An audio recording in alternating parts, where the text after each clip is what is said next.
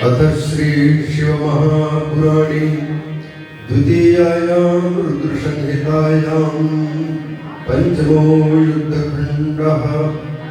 अथ प्रथमोऽध्यायः। नारद उवाच श्रुतमस्माभिरानन्दप्रदं चरितमुत्तमं गृहस्थस्यैव शम्भोश्च गणस्कन्दादिसत्कथम्। इदानीं ब्रूहि सुप्रीत्या चरितं वरमुत्तमम्। शङ्करो हि यथा रुद्रो जघान विरहाविहरन् फलान्। सत्यलोक में भगवान ब्रह्मा जी के सानिध्य में नाना प्रकार की जिज्ञासाओं को, जो जिज्ञासाएं भगवान शिव के रहस्य को प्रकट करती हैं, उन जिज्ञासाओं को ब्रह्मा जी के सामने रखते हुए देवर्षि नारद भगवान शिव की पावन कथा श्रवण कर रहे हैं और अंतर्मन को भगवान शिव की कथा गंगा के माध्यम से प्रक्षालित कर रहे हैं, धो रहे हैं। और उनके माध्यम से हम सबको भी यह पावन कथा अंतर में प्रवेश करके हमारे मनोबल को दूर करके हम सबको प्रदान कर रही है। नारद जी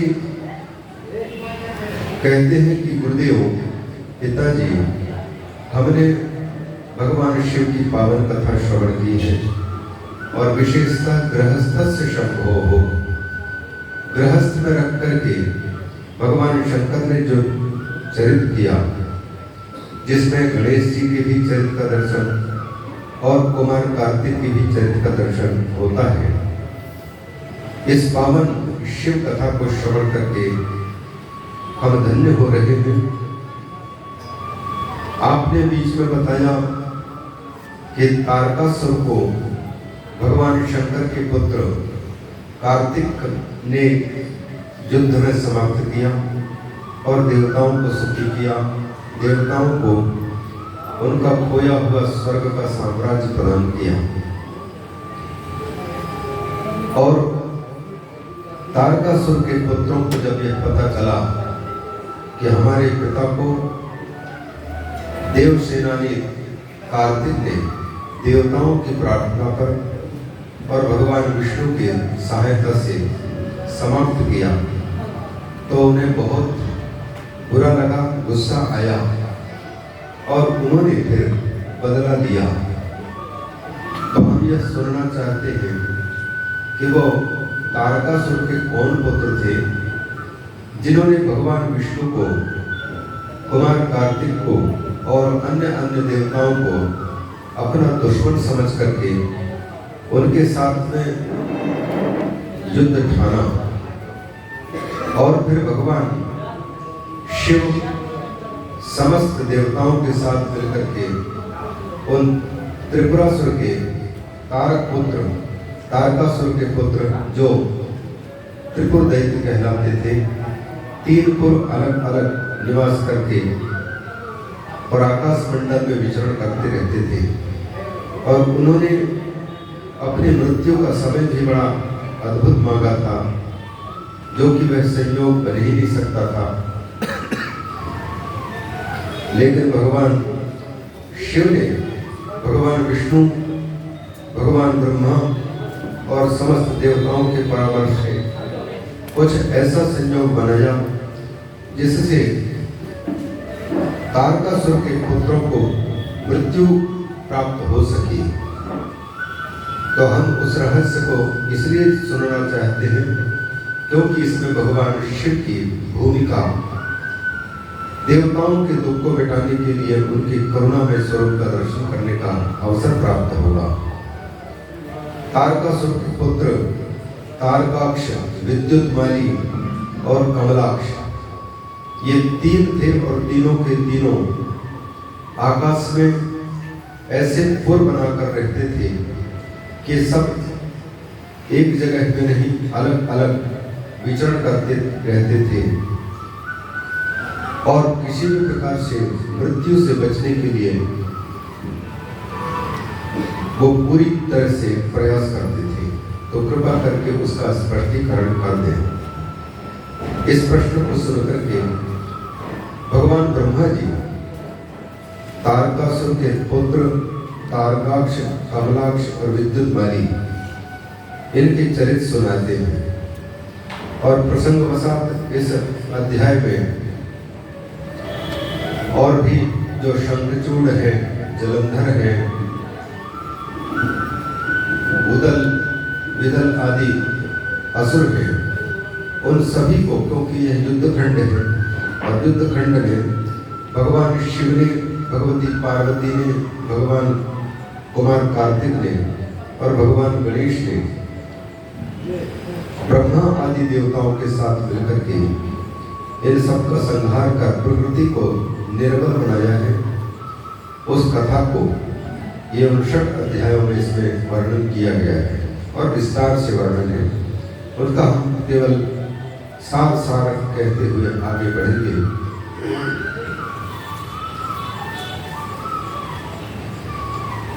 नारद जी को ब्रह्मा जी कहते हैं कि ये प्रश्न भगवान वेदव्यास जी ने भगवान सनत कुमार के सामने प्रस्तुत किया था। तो सनत कुमार ने जो उत्तर दिया वही उत्तर हम तुमको बता रहे हैं। एवमेतत् पुरा पृष्टो व्यासेन ऋषिषत्तमं सनत्कुमारं प्रोवाच तदेव कथयाम्यहम्। सनत कुमार जी से जब पूछा था वेदव्यास जी ने कि तारकासुर के पुत्रों को भगवान ने किस प्रकार से संहार किया था, तो उसी रहस्य को सनत कुमार जी बताते हुए कहते हैं, यदा ददाह त्रिपुरं पाणिनैकेन विश्वहृ शिवात्मजेन स्कन्देन निहते तारकासुरे तत्पुत्रास्तु त्रयो दैत्याः पर्यतप्यं मुनीश्वरम्।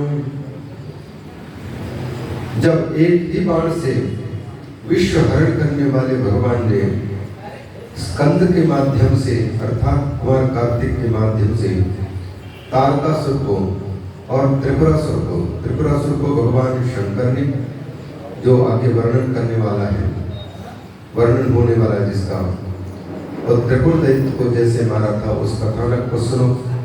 और भगवान कार्तिक ने जब तारकासुर को समाप्त कर दिया तब तारकासुर के पुत्र, तीनों पुत्र बहुत ही दुखित हुए और तीनों के चित्त में भयंकर क्रोध ने जन्म पाया। उन तीनों में से एक का नाम तारकाक्ष था जो बड़ा पुत्र था, दूसरे का नाम विद्युन्माली और तीसरा सबसे जो छोटा था उसका नाम था कमलाक्ष। कमलाक्ष कलियांचा सर्वे तुल्य बला, सबके बराबर बल वाले थे, जितेंद्रिय थे, सन्नद्ध, सत्यवादी थे, दृढ़ चित्त थे, बड़े वीर थे और देवताओं के साथ में द्रोह करने वाले थे, देवताओं से दुश्मनी थी। इन्होंने अपने पिता को मारने वाले देवता और स्कंद आदि सबको समाप्त करने के उद्देश्य से शक्ति और भी बल प्राप्त करने की इच्छा की और उस इच्छा की पूर्ति के लिए मेरु पर्वत की गुफा में जाकर के दीर्घ काल तक तपस्या प्रारंभ की। तपस्या कर रहे थे। त्रयः सर्वान् सुभोगांश्च विहाय सुमनोहरान् वसन्ते सर्वकामान् सगीतवादे प्रणेश्वरम् विहाय सोत्सवं ते त्रयस्ते तारकात्मजाः।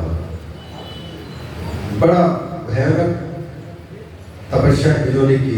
गर्मी के दिनों में धूप, ऊपर से सूर्य की गर्मी और अपने चारों ओर पंचाग्नि जला करके तपस्या करते थे।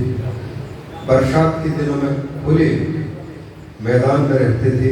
ठंड के दिनों में बर्फीले स्थानों में जल में डूब करके और भगवान की आराधना करते थे, ब्रह्मा जी की आराधना करते थे।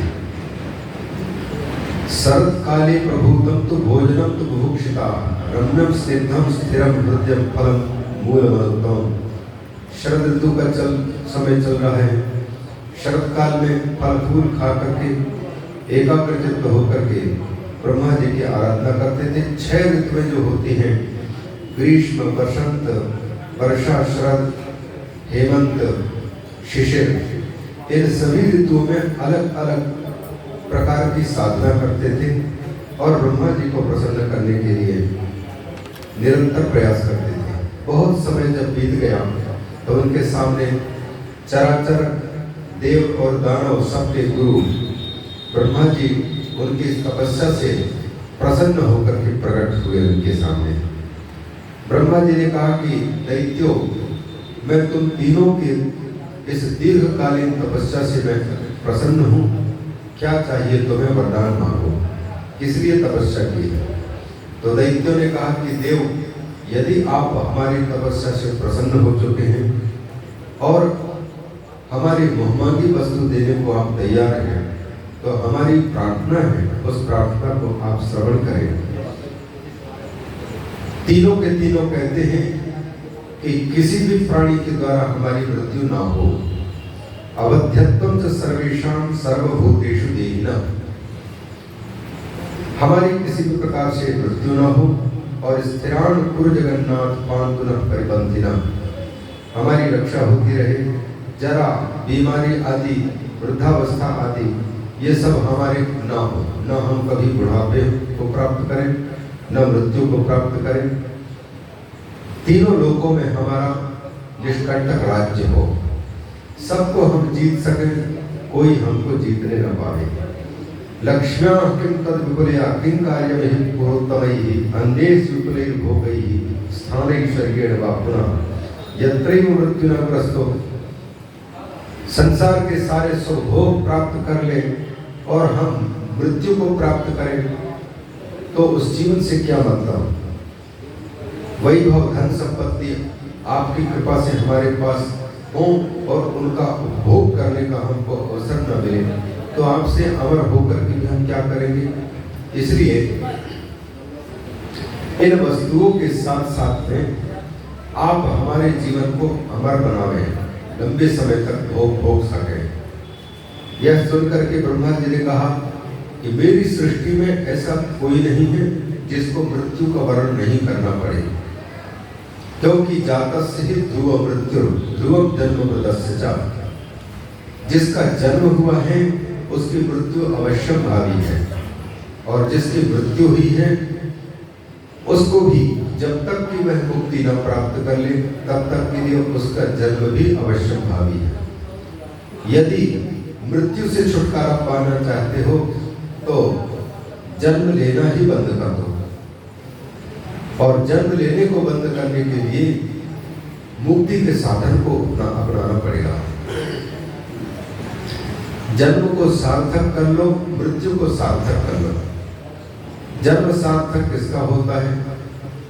आचार्यों का कहना है, जातो ही को यस्य पुनर्न मृत्यु, जन्म वही सच्चा है, उसी व्यक्ति का जन्म लेना सार्थक कहा जाता है जिस व्यक्ति ने जन्म लेकर के फिर दोबारा जन्म लेने का अवसर खो दिया हो, जिसकी पुनः जन्म न हो। जातो ही को यस्य पुनर्न जन्म, जिसका फिर से जन्म न आए तो उसका यह अंतिम जन्म ही सार्थक जन्म है।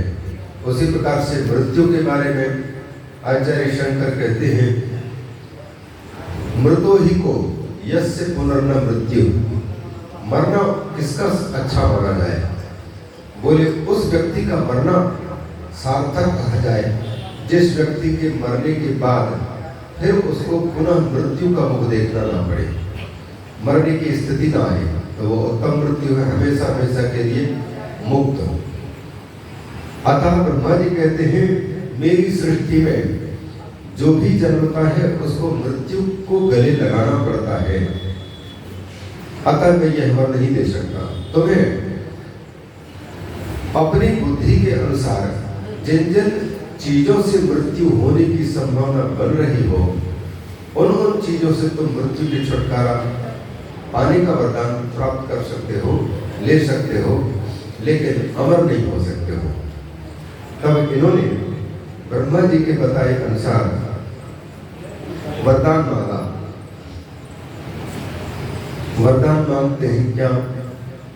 दैत्य कहते हैं, भगवन् नास्ति नो वेश्म पराक्रम वतामपि अदृश्या शात्रवानाम तो यत्र वत्स्यामहे शुभम्। हमारे चाहे कितना भी पराक्रम हो, लेकिन सुरक्षित स्थान हमारे लिए कोई दिखाई नहीं दे रहा है।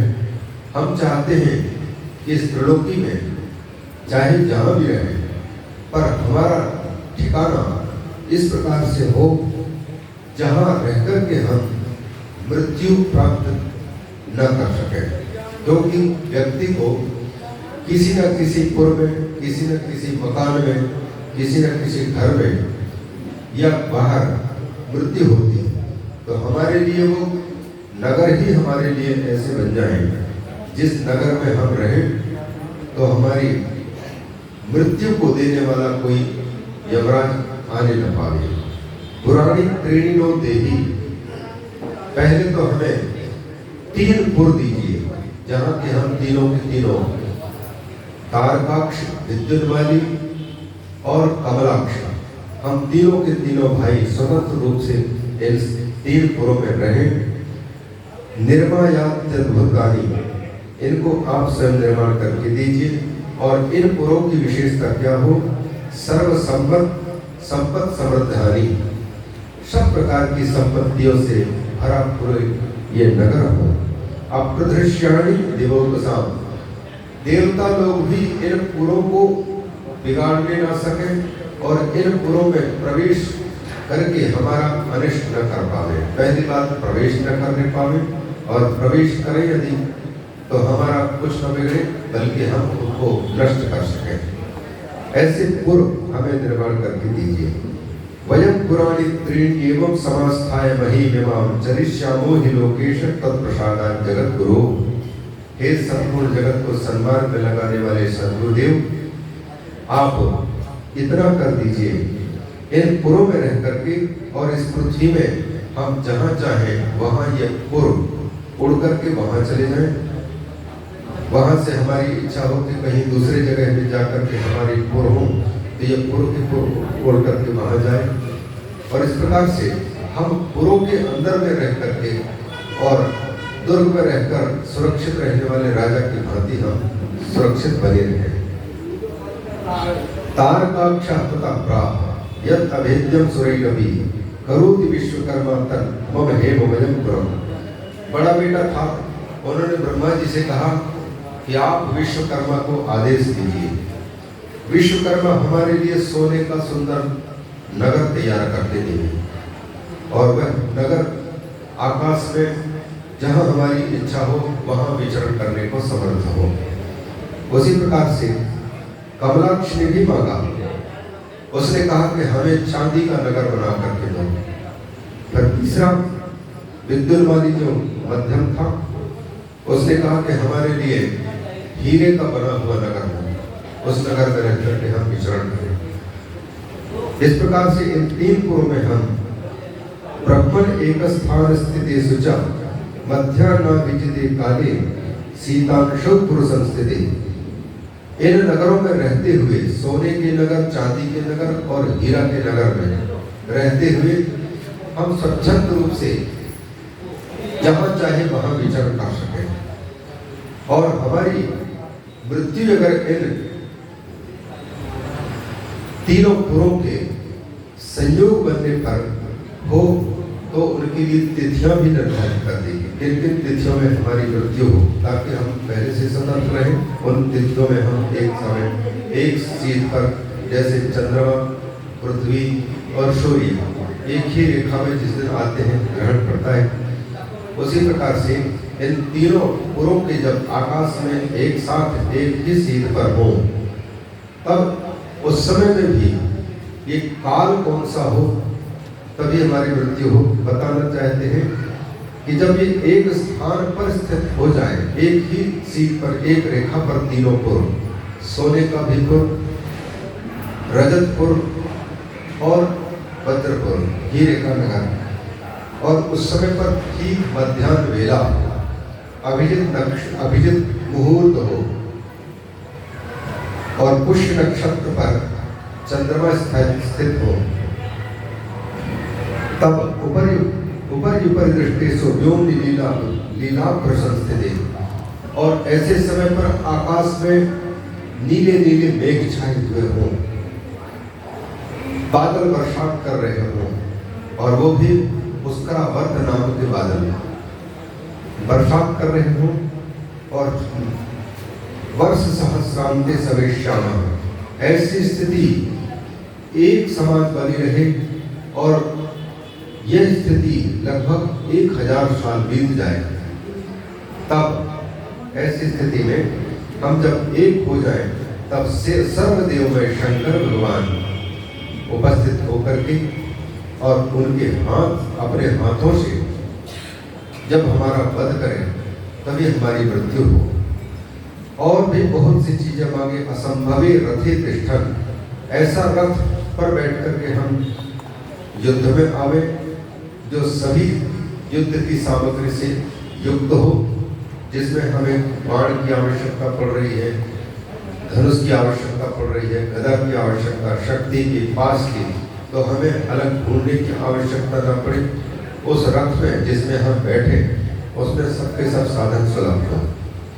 असंभाव्यैक कांडेन भिनत्तु नगराणिना निर्वैरः कृत्तिवासास्तु। और हमें इस संसार में केवल जिन भगवान शंकर के हृदय में किसी के प्रति वैर नहीं है, ऐसे सर्वभूत सर्वदेवों के प्रति निर्वैर रहने वाले शंकर भगवान के पवित्र हाथों से ही हमें मरने का अवसर आए। ये पावन वरदान मांगा। वंद्य पूज्यो विवाद्यश्च सोस्माकं निर्दहेत कथम, क्योंकि इनको विश्वास है भगवान भोलेनाथ तो कभी गुस्सा करते नहीं, सारे जगत के वंदनीय है, पूजनीय है, वो कभी मार नहीं सकते हमको, कैसे हमारा वध कर सकेंगे। ये मन में रख करके और वरदान मांग लिया था। शरद कुमार जी वेद व्यास जी को कथा सुनाते हुए कहते हैं कि ब्रह्मा जी ने एवं अस्तु कह दिया, ठीक ऐसा ही होगा। आज्ञां ददौ स्मयस्यापि गुरुत्वं नगरत्रयम्। देव शिल्पी है मैदानव, ने देव शिल्पी है विश्वकर्मा, और दानव शिल्पी है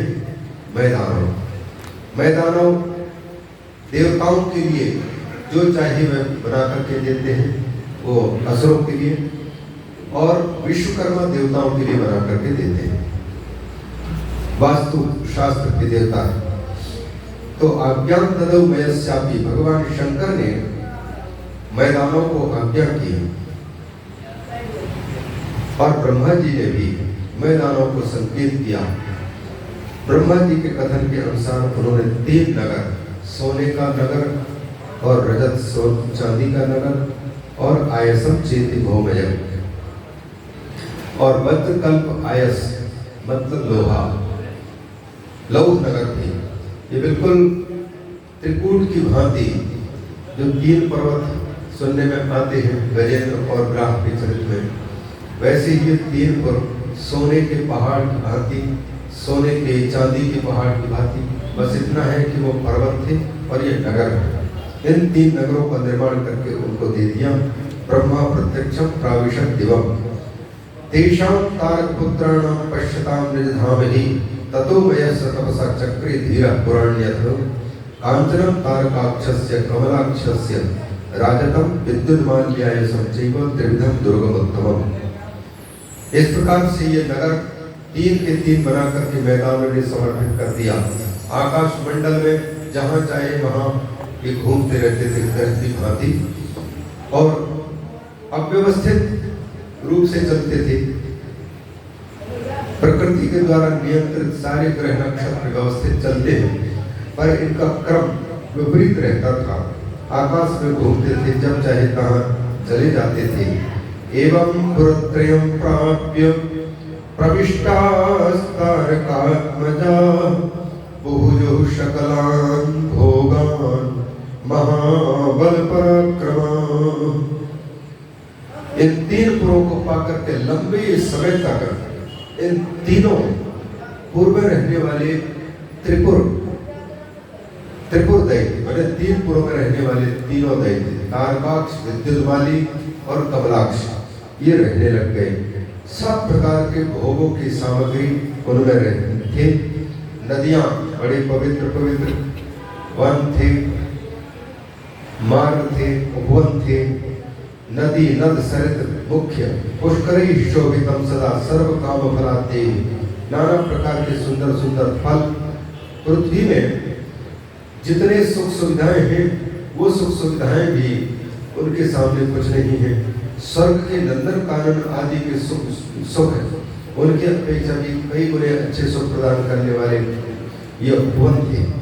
अधिष्ठम मनसा वाचा पापान्वित नरई सदा, और ये पूर्व आकाश में विचरण करते थे, लेकिन कोई इनको देख नहीं सकता था। तो कौन नहीं देख सकता था? बोले कि पापान्वित नरई ही, पापात्मा पुरुषों को ये नगर दिखाई नहीं देते थे, जिनके पुण्य होते थे उन्हीं को ये नगर दिखाई देते थे। ऐसे अद्भुत स्थान प्राप्त किया तपस्या के द्वारा, और मैदानों में सब के सब सुविधाएं उन पर रख दी थी। शास्त्र वेद पुराणेषु ये धर्मा प्रकीर्ता शिव प्रिया सदा से देवास ते धर्मास तत्र सर्वथा। थे तो असुर, लेकिन इनके पुरों में वेदों के अनुसार, शास्त्रों के अनुसार, पुराणों के अनुसार जो मर्यादाएं हैं, उन सारी मर्यादाओं का उनमें पालन होता था। भगवान शिव की भी आराधना होती थी, इसलिए लंबे समय तक सुरक्षित रहकर के जी रहे थे। लेकिन धीरे धीरे कभी न कभी व्यक्ति के वैभव में विकार उत्पन्न होता है। संपत्ति कभी न कभी विकृत करती ही है। भगवान शिव की जब तक भक्ति है तब तक कोई इनको नष्ट करने की बात भी नहीं सोच सकता। धीरे धीरे देवताओं के प्रति इनका वैर बढ़ता गया, और इसलिए बढ़ता गया क्योंकि इनके पिता तारकासुर को देवताओं के षड्यंत्र के अनुसार ही मारा गया था। अतः शंकर भगवान की जहां आराधना कर रहे हैं, वहीं दूसरी ओर देवताओं के द्वारा अपने पिता के मारने की बात सुनकर के चित्त में क्रोध भी बढ़ता जा रहा था। अतः देवताओं को समाप्त करने की भावना भी बड़ी हुई, और विष्णु भगवान के साथ में भी इन्होंने वैर बांधा। ब्रह्मा आदि देवताओं के साथ यद्यपि देव ब्रह्मा जी के तपस्या करके प्राप्त किया, लेकिन अपने अंतर के भाव को छिपा करके यह मान करके कि एक दिन पहले देवताओं को समाप्त किया जाए, फिर विष्णु को समाप्त कर दिया जाए, और इसके बाद फिर ब्रह्मा के स्थान को हस्तगत करने में लेने में कोई दिक्कत नहीं होगी। अतः उनसे तो वरदान पा करके विशेष दुश्मनी नहीं, पर विष्णु से और देवताओं से द्वेष है। अतः वेद शास्त्र में जीवन जीते हुए भी, धर्म के रास्ते पर चलते हुए भी इनका चित्त धीरे धीरे बिगड़ता गया। एवं लब्धवरास्ते तो दैतेयास तारकात्मजाः शैवमयम् उपाश्रित्य निवसन्ति स्म तत्र तत्र। और जो निर्माण करने वाले दानव है, वैदानव, ये भगवान शिव का परम भक्त था, इसलिए शैव पूर्व इस प्रकार से बना करके दिया था, जो तीनों धातुओं के लोह में, जिसको वज्र के नाम पर कहा गया है, आयस्पुर, और स्वर्ण में, और साथ ही साथ राजत में, रजत में। ये भगवान शंकर के शरीर के तेज है, और वही तेज पृथ्वी पर धातु के रूप में निर्गत है, 8 प्रकार के धातुओं के रूप में। इसलिए शिव के तेजों में, इन पुरों में रह करके इनका कोई विनाश करने में समर्थ नहीं था। और क्योंकि निर्माता स्वयं शैव है, अतः शैव के द्वारा निर्मित ये पुर इन पुरों में सुरक्षित, और जब तक शंकर जी के भक्त बने हैं तब तक संहारकारी देवता रुद्र उनका वध भी नहीं कर सकते। अतः देवता चिंतित हो गए कि इनकी मृत्यु कैसे होगी। इस प्रकार से बहुत समय बीत गया उन पुरों में रहते हुए। ब्रह्मपुत्र महाप्राज्ञ वदने वदतां वरो ततः किमभवत् देवाः कथं च सुखिनो भवन।